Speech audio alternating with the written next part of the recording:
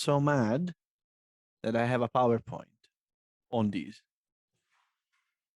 I don't know if that's good, but it's gonna be an organized rant. And I can't see any comments anyway, so it's kind of pointless me just saying things. And we have a Nick back.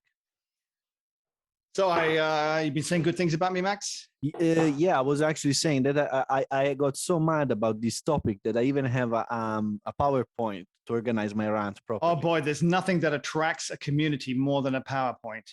We should have said that in the description. I have 5 slides. Oh, jeez, I'm already going to sleep. All right, so look, I've got my Cohiba, fake Cohiba from China. Sorry, lighter here. Your Chahiba. Yep. Oh, there we go. It does have some gas still left in it. I've got my candle. Right.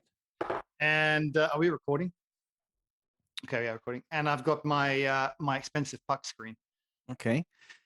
Now, how thick is the mesh in there? Oh well, Max, as you know, I'll just go and get my calibration tool out, and I'll tell you to the micrometer. Right. It's that thick. So to the people listening, wondering what the hell, before you switch off, all right, if we just set the context here.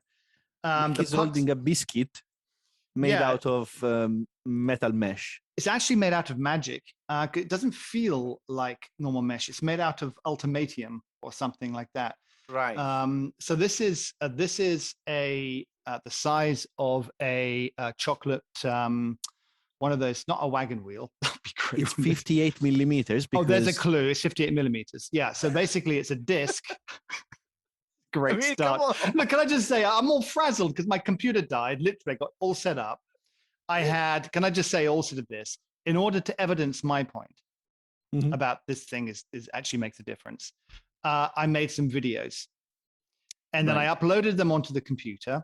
Yeah. And then we went just about to go live. I sent you and then it just died. My computer, actually, it won't come back on. It's dead. So I've lost the evidence. I will redo the experiment. Right.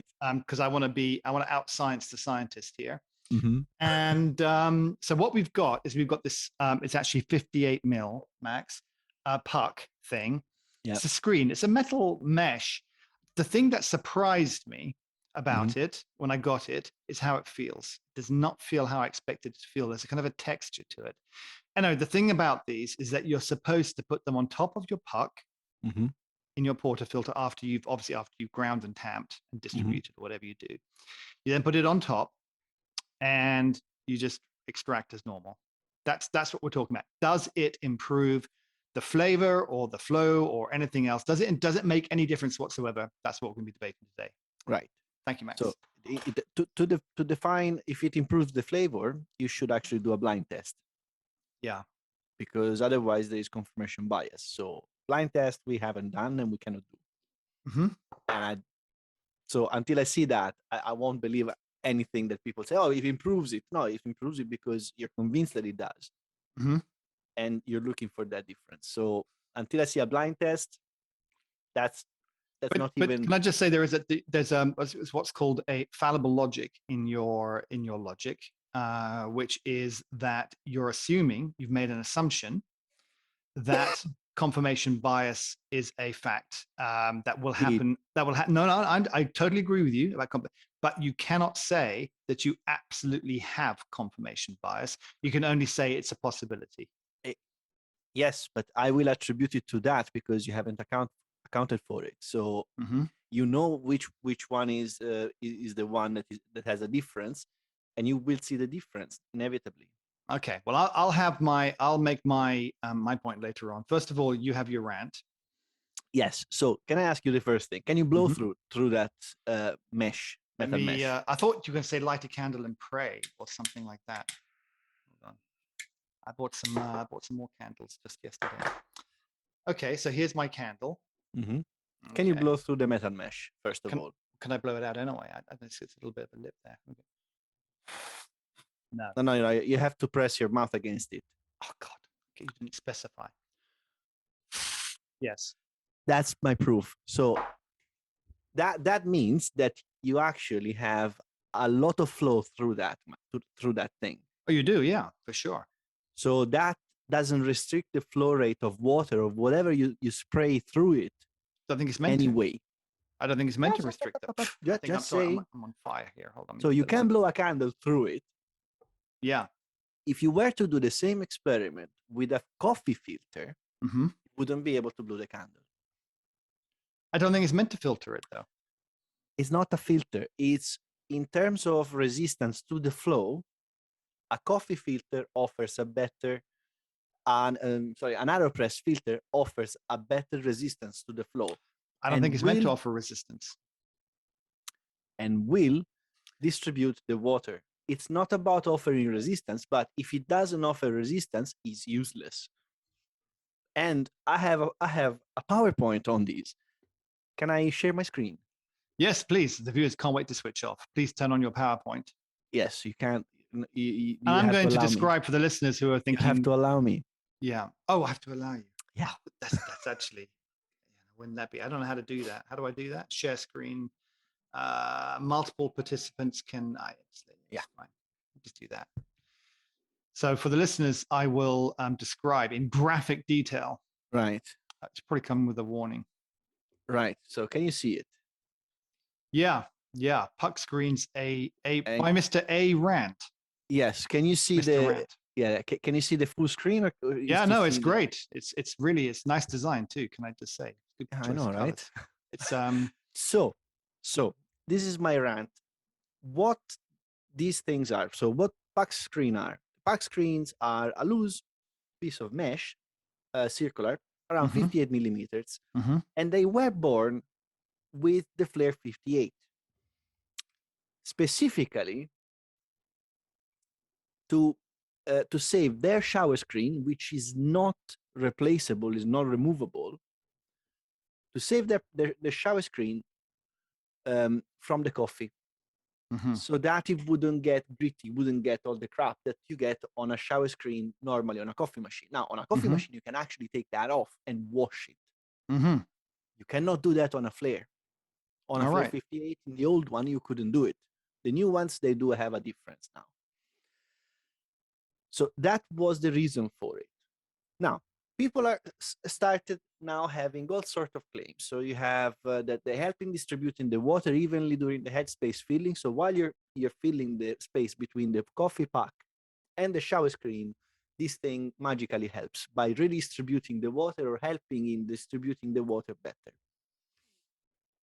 Another one is that they prevent channeling due to the high force water jets coming from the group head. And another one is that they improve extraction, and that's not specified. So what are we looking at normally? So how coffee extraction works. And in the center, that's an HPLC column, is a high pressure liquid chromatography column, is what I work with every day. So I know these. For the listeners, can I just say what we're looking at here is a diagram that makes absolutely no sense to me. But it's explaining things slowly. So the one in the center is a column that is filled with material that you use to separate different compounds during the column, and you extract them through it. So they migrate from one end on the left to the other end on the right at different speed. And it's exactly the same that's happening in the coffee. So you have your fast extracting compounds that will come out straight away, and then you have other compounds that will extract only later on, and that's why you cut off at 30 seconds, because otherwise you start extracting stuff you don't want. That's in a nutshell. It's much more complicated than that, but let's leave it at that. So what you have there, you have a very tiny capillary that shoots water or liquid into one end very fast. You have an inlet frit, which actually distributes the water because it's a hard stop for the water there, and it distributes it evenly on a larger surface. And then the water goes, I just realized I should probably use a laser.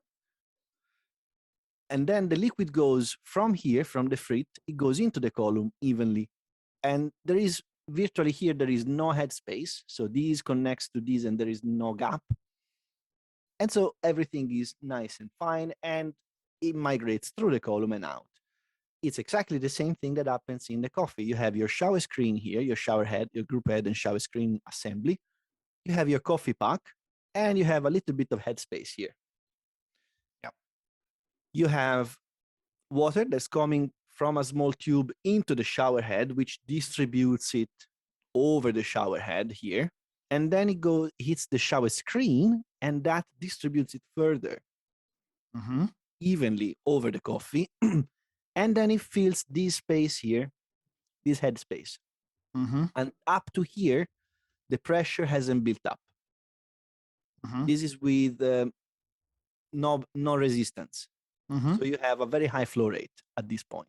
A much higher flow rate. I mean, we're not talking of a garden hose. It's higher than normal flow rate. The extraction flow rate is 60 ml per minute, because you have 30 ml out in 30 seconds. So it's just to recap, you've got your coffee in your coffee basket. Yes, this is your basket. This is your bucket. I'm this sort is of your just coffee. When you're saying this, I'm just we get a lot of audio listeners, so I'm just going to repeat for them. So basically, you coffee in your coffee basket.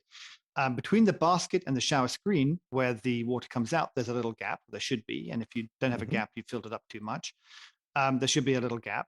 Then the shower screen, where the water is coming out and is being distributed as Max says evenly, but I'm going to come back to that point. The water comes out before any pressure starts. It makes sense, right? That gap between the shower screen and where the coffee bed starts has to fill up in order for pressure to be applied. So first of all, that space, that gap fills up, and then the pressure starts to ramp. Yes. So that space fills up at different speeds in different machines, depending on what pump they use and what kind of tubing they have. And that's why you normally have a flow restrictor in the machines. And when you have the mechanical pre-infusion, that's what it does. It prevents this space to be filled up too quickly, and then you have a peak of pressure hammering the top of the pack. Yeah. So it's not a pre-infusion per se, but it's actually a slow addition of water into this headspace. It gives the water time to soak into the puck, for the puck to expand a little bit before pressure is applied, right? Exactly. So when the water hits the shower screen, you have a rain effect. You can actually see it. And you can observe it when you take the portafilter out and you just flush the machine. You have a rain effect. You have water, raining out of the shower screen. That's what it should look like. Then you have, again, as I said, a high flow rate until this headspace is filled up, until you have the pressure built up, and then your pressure ramps up to 9 bar. The overpressure valve kicks in, whichever setting you have, and then it starts extracting. And you extract at that cap if you heat it. If your coffee is looser than it should be, then you might not reach 9 bar, you might reach 4 or whatever. That's a different story anyway. I'm talking about an ideal situation. The coffee pack sits between the shower screen and the basket here. It gets wet, it swells up, and then it gets extracted. So your coffee pack is none other than your column here. So you have your frit, which is your shower screen, your column, and your outlet frit, which is the bottom of your coffee pack. Sorry, of your coffee basket. And your coffee pack is actually your column packing in here. And then you get your espresso out. Now, for simplicity, actually, sorry, I forgot this bit. What the shower screen, what the pack screen is this piece here that you put between the shower screen, which is a frit already, and the coffee. Yep. And it's redundant. And you put it, in fact, directly on the coffee bed. Exactly. So it sits there. So it's, in my opinion, and actually I cannot find any way that this makes sense, it is redundant. Because you already have your frit built in, which is your actual group head with shower screen and everything, and you have your bottom frit. If you have too much space here, then your coffee pack preparation is wrong. You have 2 liter coffee, you need to use a smaller basket. Mm-hmm. For simplicity, this is how it would look. So you have exactly the same setting here. Is exactly the same thing that we're looking at. Mm-hmm. So you have your inner pipe, your inner tube that goes in with your water. Yep. There. Yep. Then you have your frit, which is not your coffee pack screen. Your pack screen is actually your group head. Mm-hmm. If you have a gap between these two, is a gap between the packing material and your frit. It would be here. Adding an extra bit doesn't do anything to it because the water is already being distributed by this part here, up here. Mm-hmm. You're distributing it here, you're not distributing it here. Mm-hmm. And you're not preventing the water from channeling in any place because, as you proved earlier, you can actually blow a candle out through the pack screen. Mm-hmm. So that doesn't stop a jet through the pack screen. I can believe that. That's the thing. So the equivalent of a frit in an HPLC column, high pressure liquid chromatography column, is the shower screen on the top and the basket at the bottom. So these are your frits. Mm-hmm. Adding a loose mesh between them is redundant, and because the mesh offers no resistance. Very important. It doesn't offer any sort of resistance. The right dose of coffee would minimize the headspace. So you have to have a little bit of a headspace for the coffee to allow the coffee to expand a little if you want or not. But that is dependent on the dose of coffee and your basket size. You don't have to fill it up with other things just because you don't reach the top. You should use the right size basket at that point. So that should go back where it came from. Okay. As you see. And just get the right amount of coffee. Okay. And you have exactly the same thing. All right. Super. So what you have is just concluding it here. So you have the claims here. What they claim is the pack screens, they were born from Flare at the beginning. Mm-hmm. Flare 58, they came up with these because they had a non-removable distribution shower screen. So that is difficult to clean because it's difficult to take apart. So what you do is you have a removable shower screen. And this is the legitimate function. So if you want to keep your shower screen clean, you want to use that, and that's okay. I understand that. Although I don't think it's the right way. You should be able to take the screen out and clean it, or you can backflash it properly. You should maintain that bit and not actually have to add another piece to prevent that. The other claim is that they help in distributing the water evenly during the headspace filling. That is done by the shower head and the shower screen. If you have a loose mesh that offers no resistance, it won't distribute the water better than the shower screen itself. The headspace room can be reduced by using a smaller basket and using the correct dose of coffee for that basket. So you don't require an extra space eating system. And the other one is that they prevent channeling due to the high force water jets coming from the group head. First of all, you shouldn't have those high pressure jets to start with. It should rain from the shower head. If it comes at a fast rate pace and it sprays out of it, you have a problem upstream. You're just patching up things. And as Nick just proved earlier, you're not adding any sort of resistance. You're not shielding anything from a high pressure jet. If you have a higher flow rate on one end or one side of your machine, you will still have that even if you add the pack screen. And they improving extraction. I still have to understand how they improve extraction, because if you do your preparation properly, all of these problems that they're supposedly fixing, they're not happening anyway. So that's my rant over. Okay, thanks for that conclusion, Max. Let me just wrap that up by saying the 1950s scientists, that because you've obviously given a very scientific, fact-based example of your case, scientists told us in the 1950s that radioactive toothpaste would be good for us because radioactive particles were so active that that activity would surely transfer into us, and we'd be more active as a result. Well, actually, no. That's wrong. It was the radon companies that used to use radium for so the radium companies they used to use radium to paint watches Yeah. that were claiming that the studies that they were actually independent studies were finding that bone decay um, and cancer and all of that was actually increased in people exposed to radium.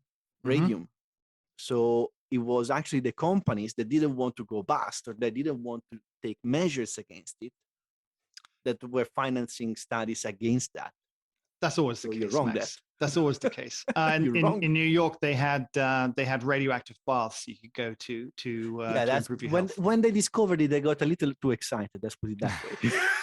Look, I love scientists because scientists are probably about the last trustworthy people on the planet. However, they do get things wrong because every year Yeah, we hear the scientists telling us to do something, and then the next year they're like, yeah, no, not that. It's now something else, which is, that's the reality. Is we learn stuff and we move with it. But anyway, so here's what I've got a couple of points I do want to pick up on this.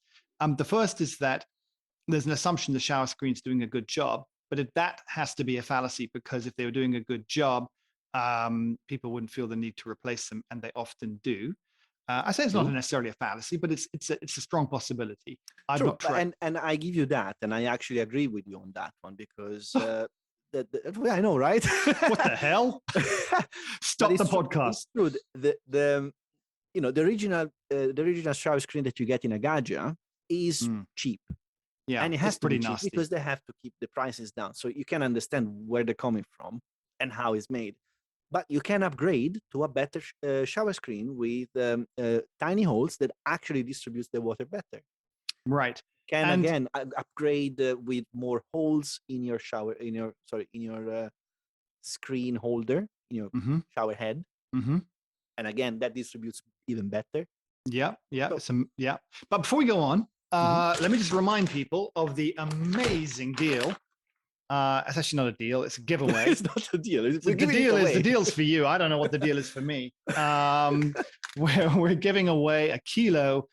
This bag is normally fuller. It's just that I've drunk most of it. But this is we're going to be the Peabury's Burundi Masenga. Masenga. Yeah, I don't know what that means. But this is going to be the prize in December, beginning of December, that we give away. So you have to go to the link below, which will not be in the live screen because I haven't got around to doing that yet, but it'll be in the main video goes up tomorrow. The link below, which will have a link to the The link will have a link. it'll be a meta link. That'll go to our website, which will be just a form you can just register, and there's no like strings attached. You don't have to pay any money or anything like that. We don't spam you or sell your details. It just puts you in a list, and we basically put your details into a hat every month, and we spin the wheel of fortune, and somebody wins a kilo of beans every month. It's just our way of thanking people for paying attention through Max's PowerPoints. God knows you need more than a kilo, frankly, to get through that. And so I wanted to thank it. I don't know if you got this, Max, just to raise this. Did you get one of those? No, I think my tenants are enjoying it. Yeah, you probably went to your old address. I don't exactly know why I got. So when I just held it up, I would say it's a bag from Gareth at Carvetti, who sent over the Serra do Cabral from Brazil, which is amazing. But this has nut tropical honey whiskey as the flavor notes. And it's not an espresso. It's meant for pour overs or filter coffee or AeroPress. And it actually made me do a couple of pour overs, which I sort of haven't done in ages. And I'm really impressed with it. I really like it a lot. In fact, I had another one today, another one this morning. Mm. I'm not quite sure why he sent it to me, but it just arrived in the post. I wasn't expecting it. It was very nice. And but do you remember that whiskey thing that we had from Dark Woods. Oh Dark yeah. Woods, Uh-huh. the barreled whiskey? So that was my son's favorite coffee. Mm-hmm. And so he tried this, and that's similar to him. He said that's the same kind of flavor that he really likes. So I'm kind of enjoying that a lot right now, I have to say. And I'm grinding it with that hand grinder, that JX, the J Espresso. Yeah, the 1Z Presso or 1Z Presso or Easy Presso or however the hell No, you say. it's I don't know. one Z Presso is The just 1Z Presso. God, wind people up. they actually do get quite wound up about that. It's quite That's good. interesting. Yeah. So going back, actually, just one piece of news. One piece of news. I want to raise this very interesting because I'm kind of excited about it, and that's what's going on in Uganda at the moment. Have you been drinking any Ugandan coffee recently, Max? I don't think so. Yeah, I mean, I had some a while back and I really liked it, and I haven't had any for a while. But Uganda's making a big push to try to take over because Brazil's, Mhm. they've lost 20% or so of their trees. Those trees aren't going to grow back for 4 years or so. They're not going to be producing probably for 4 or 5 years. So a number of countries are actually really pushing right now to up their game so Mhm. that they can sell their coffee on the market, especially with Arabica prices being so high. Um, and Uganda's one of those countries that's really pushing really hard. So I've got a contact out there, and you know who you are. Got a contact out there who was at one of the meetings with the minister last week, talking about their plans, and they are getting very serious about pushing their coffee out. Also, they're on the BBC last week. BBC did a special on the Africa Report on the World Service, which is kind of an interesting interview to listen to as well. So I think I'm going to go and get myself some Uganda coffee. I'm going to look through my favorite roasters to see if they've got any. But I'm quite keen to try some because they're doing a lot. They're very active at the moment in the market, and I think they're going to we're going to hear a lot more from them in the next year. So just out on the news side. So back to my experience of this. Yes, I totally admit there might be some confirmation bias on it. But it's not all roses. I'm going to tell you what I don't like about it as well, because there are some things I don't like about it. Two things in particular. But the first thing is I put it in, and I've done some videos, like I told you, I've done some videos, but my machine crashed. I'll redo them. Be interesting if I redo them, I get the same results. But first of all, if you put this in a bottomless portafilter and then you observe the flow as much as it's possible, and it's never possible to do it exactly the same way, but you try and keep things all the same, right? I ran 22 grams in a 22 gram basket, and I tamped it as much as I could exactly the same way, distributed it, tamped it, and then did one shot, or did a number of shots actually, with the screen and without the screen, filming them. And what you see is with the screen, it goes to a center channel very quickly, almost immediately. Without the screen, I usually get a couple of channels that after about 5 to 10 seconds merge. And so that just says something to me that somehow this screen seems to be getting a more even distribution. But in terms of taste, maybe, all right. I'm just reporting my results, right? In terms of flavor, and this is where potentially the confirmation bias comes in. Both Peter, my son, and I were tasting it. We felt that there's a little bit more balance, and it is subtle. It's a little bit. It's not like, oh my God, night and day, but there's a little bit more balance to the flavor with the disc thing than without. And by that, let me give an example. So I made some coffees today, which I was filming, I mentioned, and I taste test them. I have got some photographs. I think I put them onto Google Drive, so I'll still have those. The output looks roughly the same, maybe a little bit more richer looking on the one with the disc, but pretty much the same. But in terms of flavor, the one without had a little bit more, it was a little bit brighter, a little bit more acidic. The one with the disc, I made with the disc, that acidity was mellowed out. And it was a nicer cup to taste. They were both good, but it was a little bit more mellowed out. And that's generally the results that we get when we've been using it. Now, How heavy is the screen? the screen, Mhm. how heavy is it? Yeah. Oh, I don't know. It's like a few grams. Yeah, definitely a few grams. It's quite So weighty. it could be leaching heat out from the water. Yeah, that's a possibility. I mean, I think there's a lot at play here, more than just the physical dynamics. I think there's something else going on. Because the physical dynamics, I'm not convinced. Hmm. So it could be anything else that can affect it, but the dynamics of it, no. I'm sorry, I could bullshit on it. No, that's okay. That's all right. We just have to observe and then see. I might do a blind test when Peter comes back. He's off seeing his brother today. But when he comes back, to maybe tomorrow, we'll do a blind test for each other. I'll do one for him, he'll do one for me, and maybe we'll report on the results next week. But the other thing, the negatives. What don't I like? Oh, actually, no, one more positive thing I like about it, which you said we shouldn't have to worry about, the cleaning thing. So I clean my machine every week. I clean the head, I clean the filters, I clean the basket, I clean everything, right? I clean the whole damn thing. And now you clean also the shower screen. No, I always clean the shower screen, but it used to be when I would look up there. These one, the pack screen. You're getting ahead of myself there. So I'm going to talk about that in a minute. So now I noticed the shower screen is a lot cleaner. Like I look at it and I kind of think, do I need to bother cleaning? I clean it anyway, just, to be thorough. But actually you kind of get away with not cleaning it.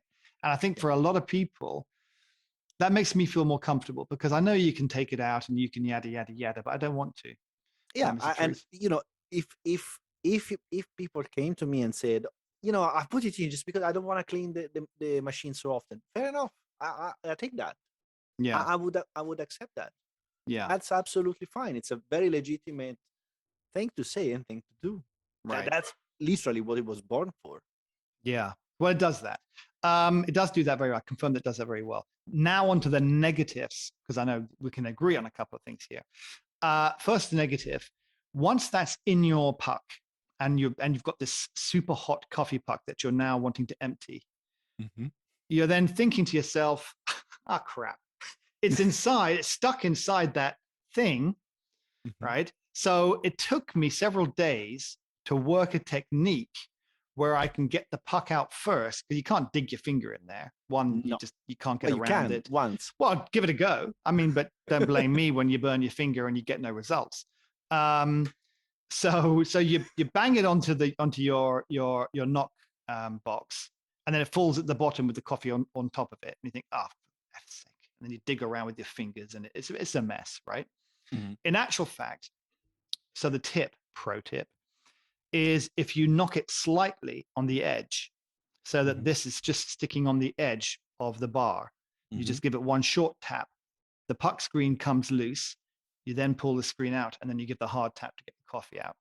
And that always works. Yeah, I've seen people knocking it vertically. Horizontally, vertically. Oh, I haven't tried that. Twist, vertically. Basically, you on the twist side. it 90 degrees and on the side, and then this falls out, and then. Yeah, but then it's going to fall out into the machine, into the knock box. Put your hand there. I like my idea better. My thing works. It works quite well. Anyway, so there's a technique, but no one tells you that when you start, and you think, what do I do now? What I've wasted my money. By the way, these things are not cheap. This was like 50 odd quid. I think. Wow. Yeah. Oh yeah. Of course, your coffee is going to taste better. You're too invested. Well, exactly. Well, I know. So would I buy this? Well, let me just tell them the next negative thing. The next negative thing about this, and this is something that I think I haven't seen mentioned anywhere, is that when I come to clean this during my weekly clean, and I pop that in the little thing with all the baskets and everything with some pulley, chemicals, it's very dirty. You should clean it every day. And this is the what point. James Hoffman says. You have to clean it every day. I have not watched James Hoffman's thing, but let me just tell you. He came out in the review of the Flare. Okay. I don't watch his videos much anymore, but Nothing against him. I No, just, no, that's fair I just, enough. We I do just, that with our own. yeah. So, yeah, he's absolutely right. You have to clean this every day, and that is a pain in the ass. If you don't, there is going to be coffee residue in here that's going to affect the taste of your next coffee. Yeah. So Um, get an ultrasonic bath next, and so you can wash your coffee, your pack screen. yeah, yeah. I mean, that said, I don't wash this every day. I wash it once a week because And no I wonder have. that your coffee tastes different. No, it You just tastes. like stale coffee It still tastes nicer with the thing than without it. because you like it. Because you like cold No, coffee. no, Next time I'm going to take a pack no. out of the bottom of my. But you should clean it once every day. I just really honestly. So anyway, so those are the negatives. Would I buy this again? Would I absolutely buy this again? For 50 quid? I've got an advantage over a lot of people, which is that this technically to me is a business expense. So this is kind of tax free. Take 20% off the VAT, then you take off whatever it is, 30% on the corporation tax because, so basically I expense it and it's a lot cheaper. Would I buy it? Would I buy it if it was just 50 quid out of my own pocket? It depends on where I was in my coffee game. Uh, if I hadn't bought a grinder yet, I would take that extra 50 quid and add it to the grinder and buy a better grinder. So the answer is, I guess it depends upon where you are in your game. That's such a chickeny way out, isn't it? Yeah, the answer is yes, I would actually buy it again if I'd got all sorts of other stuff and I still wanted to try to get a little bit more. Because by the time you spent 3,000 on a machine, another grand on a grinder, more than you can believe on a scale and all that other kind of stuff. 50 quid in the scheme of it, if it makes it a little bit better, is kind of small beer. Yeah, I'm not sure about that though. But But yes, if I wasn't spending that kind of, it depends on how much money you're spending on coffee and coffee gear. If you spent 4 or 5 grand, then 50 quid probably, it's not going to be a huge amount. If you're trying to get a whole setup for 500 or 600 quid, then it's probably not the best use of your money for sure. So that wraps it up. So what did we agree? We agree that it sucks and it's not it's a terrible thing to buy and it's pointless. If you've got a terrible shower screen, then I would say that's a cheap way. I mean, you could get another shower screen or you could get a better shower screen. It's cheaper, for God's sake. Just do the right thing. Why do you have to be penny wise and pound foolish? Yeah. Well, I think that we've really made that whole situation very clear then, Max. What do we next week? I've got the builders in on Friday and Saturday. Yeah, they're repainting everything. And I can't wait. Place is looking pretty good. I can't show you, but it's looking pretty good. So finally before Christmas, I want to get the whole thing. I've got a Christmas tree that's going up as well. We've got a Christmas. Have you got a Christmas tree yet, Max? Do you do Christmas trees? Do you do trees? November. It's almost December. It's November. It's December in 4 days. Do you suffer of premature tree ejaculation? I do. I love Christmas. I can't wait. I went to the garden center with my son yesterday, and we got so excited running around. They had this reindeer that was made out of willow and covered in lights, and it was too expensive though. But I'm waiting till after Christmas and they sell it cheap to get rid of it, and then I'll buy it for next year. I'm wearing green. Is that it? Is that as far as you go? I can't wait to see what you got me for Christmas, Max. That's going to be the exciting thing. I'm expecting big things. So, yes. All right. So we'll maybe we can set up on next Sunday or something if you've got the time. But I do want next Sunday. Let's talk about whether we should talk about the X-Wing grinder that I hate. The X54, the Marconi. Oh yeah, I wanna know why. I don't actually hate it. I decided that too many people like it, and I need to be contrarian. But also, somebody was on the YouTube's commenting, "Why don't you like this, Nick?" So I said to them, I promised them I'd tell them why I don't like it. There actually are some reasons why I don't like it, but I'm not sure any of them are not the Touring, the Marconi. The Marconic, yeah. Right. I'm not sure that any of them are analytical, and they might be a little bit too subjective. But subjective is we still a find reason. out next week. Find out next week. Yeah, find out. I'll have my rant next week as to what I think is wrong. I'll try to really. PowerPoint. I'm not going to. I swear to God, to everybody there, I will not torture you with the PowerPoint. I'm just going to try to condense my thoughts into some rational explanation as to why. I won't say I don't like it, but why I think it's not the right grinder for me, and what I think people might regret. I think some people who buy that might regret it, and I'll tell you, and then I'm going to explain why. That's what I'm going to say. All righty. Forward to that. And hopefully, maybe my computer will be working. No, it won't be working. I'm going to have to take it back to the Apple store. Yeah. And now, comment down there. Yeah, let us know what you. I mean, look, that's a very good point. I mean, let us know if you've got not just this one here is from the. It's called a B plus. If you've got a different one, or you've got this one, and you've got a point of view, do let us know. I'm really interested to if you have to a find out what different others one, think. try to blow out a candle with it. I don't think many people. I get it. I get the reference, but is that the point? Is that the point? I don't know if that's the point. The point. All righty, my friend. You have a great rest of the weekend. Don't forget my Christmas shopping, and I will talk to you next week. All right.